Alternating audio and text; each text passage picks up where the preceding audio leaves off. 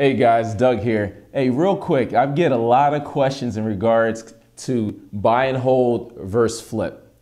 All right, you already know my preference. My preference is buy and hold, but the reason for that is because with a flip, you're putting a lot of time, energy, and money into buying a property that's undervalued, fixing it up, and then selling the property. So typically, a rehab might take 3 months. You go ahead, you'll put it on the market, take pictures, clean it up, all this jazz, and it might be on the market for another 2 to 3 months before you actually get to settlement. But with the flip, you have to pay the realtor, about 6%. You have to pay the tax man, the IRS. You also have to pay, your taxes, your insurance, and so forth, the holding costs, as well as the soft costs associated with having that property, like interest or hard money loans, what have you. So you're putting all this time and energy into the deal. So you might only make $20,000 to $30,000 for this deal, just one time, just one lump sum.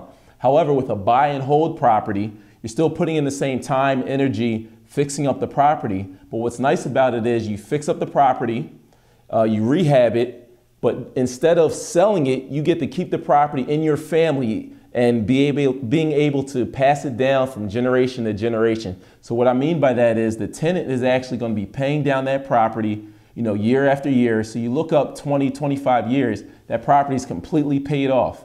So now you have one or two decisions. You can either sell the property or continuing to rent it out free and clear so you don't have to pay the mortgage.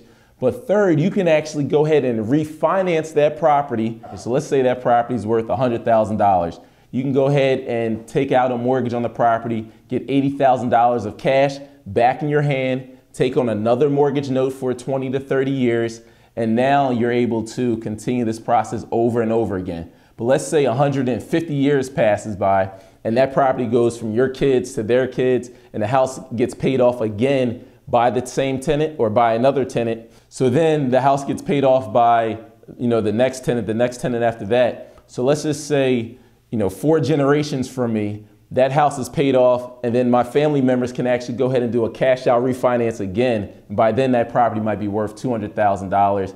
They'll pull out 80% of that value of the property, all because of my efforts for keeping that one property instead of selling it. So that's why I recommend the buy and the hold versus flipping.